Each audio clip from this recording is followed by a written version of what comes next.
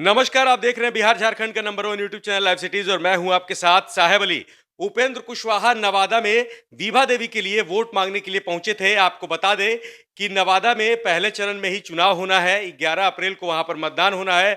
आज 9 अप्रैल से वहां पर चुनाव प्रचार थम जाएगा, लेकिन उससे पहले नवादा पहुंचे उपेंद्र कुशवाहा। उन्होंने राजद के कैंडिडेट विभा देवी के लिए चुनाव प्रचार किया। क्या कुछ कहा उपेंद्र कुशवाहा ने उस दौरान, जनता से क्या अपील की और जनता को विभा देवी को वोट करने के लिए किस तरह से बताया और केंद्र सरकार को लेकर के क्या कुछ कहा है, आप सुनिए। हम लोग की यह 7वीं सभा है और फिर यहाँ से 8वीं सभा भी करनी है, गया जाना है, फिर 9वीं जगह समस्तीपुर भी जाना है। समझ सकते हैं आप लोग कम समय होने का कारण क्या। मित्रों, कोई लंबा भाषण देने की जरूरत नहीं है, इसलिए कि आपका उत्साह देखकर और खबर हर जगह से जो हमको मिल रही है इस लोकसभा क्षेत्र से, उस खबर के आधार पे मैं दावे के साथ कह सकता हूं कि विभा देवी जी की जीत को दुनिया की कोई ताकत रोक नहीं सकती। और ऐसे भी महागठबंधन की ताकत अब इतनी है कि इसका मुकाबला तो कोई कर ही नहीं सकता। इस महागठबंधन में कौन नहीं है?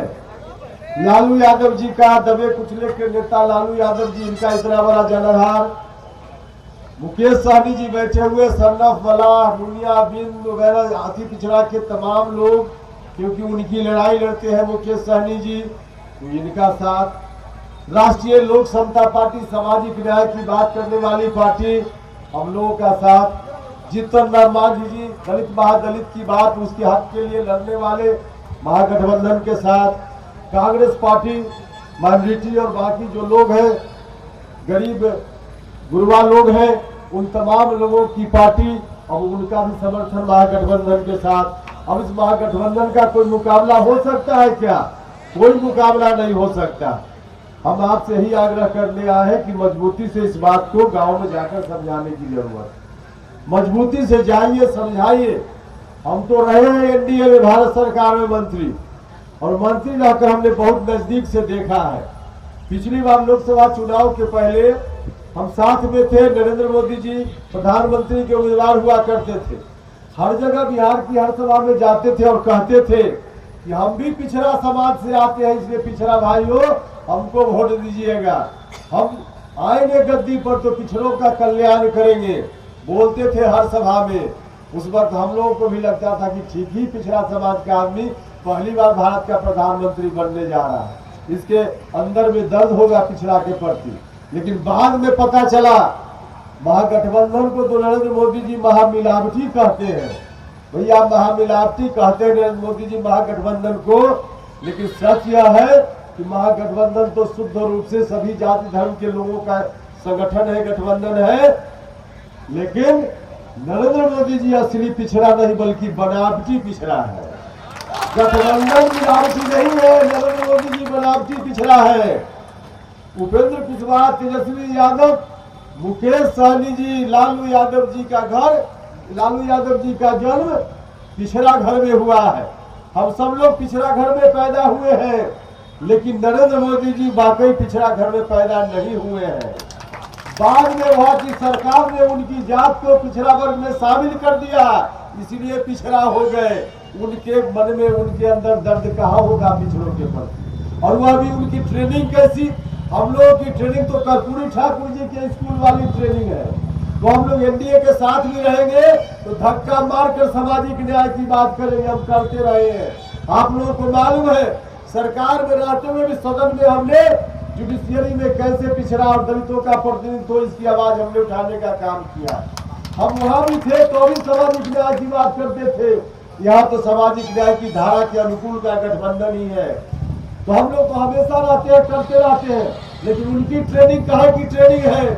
आरएसएस की ट्रेनिंग। आरएसएस की ट्रेनिंग में सामाजिक न्याय की बात तो सोचना भी गलत है, सोचना भी गलत है। अंदर रहकर हमने देखा है, बाहर से लोग बोलते हैं मुखौटा कुछ है, अंदर कुछ है।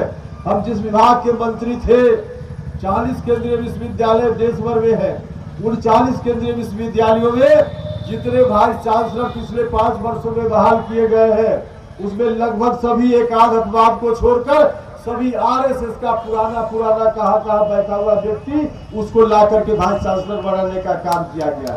तमाम जो शैक्षणिक संस्थाएं हैं, बड़ी संस्थाएं, तमाम जगह पर आरएसएस वालों को लाकर बैठाने का काम किया।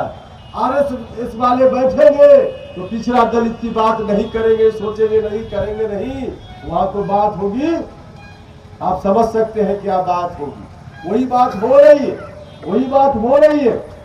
जो 40 केंद्रीय विश्वविद्यालय हैं, आपको सुनकर आश्चर्य होगा, बहुत सारे लोगों को मालूम भी होगा, उन तमाम 40 केंद्रीय विश्वविद्यालयों में जो देश के विभिन्न राज्यों में केंद्रीय विश्वविद्यालय है, उन विश्वविद्यालयों में एक भी पिछड़ा ओबीसी अति पिछड़ा आपको प्रोफेसर नहीं मिलेगा, एक भी नहीं मिलेगा। पिछड़ा अति पिछड़ा प्रोफेसर नहीं है, एक भी एसोसिएट प्रोफेसर नहीं है। दलितों की भागीदारी लगभग नगण्य है, अति पिछड़ा भाई की भागीदारी बिल्कुल नहीं है। तो जाहिर है नवादा लोकसभा सीट काफी हॉट सीट बन चुकी है। नवादा लोकसभा सीट पर एक तरफ जहां एनडीए से चंदन कुमार जो कि एलजेपी कोटे से चुनाव लड़ रहे हैं और राजद की टिकट पर विभा देवी जो कि महागठबंधन को रिप्रेजेंट कर रही हैं, दोनों में कड़ी टक्कर देखने को मिल रही है। फिलहाल विभा देवी के लिए उपेंद्र कुशवाहा पहुंचे नवादा में, उन्होंने वोटिंग करने के लिए अपील की, विभा देवी के पक्ष में वोट डालने की अपील की। आप लाइव सीरीज को देखते रहिए, हम आपको बिहार समेत देश दुनिया की तमाम खबरों से लगातार अपडेट रख रहे हैं। अगर अभी तक आपने हमारे यूट्यूब चैनल को सब्सक्राइब नहीं किया है तो उसको अभी सब्सक्राइब कर ले। इसके साथ ही साथ हमारे फेसबुक पेज को लाइक करें। विस्तार से खबरों को पढ़ने के लिए livecities.in पर जाएं। धन्यवाद।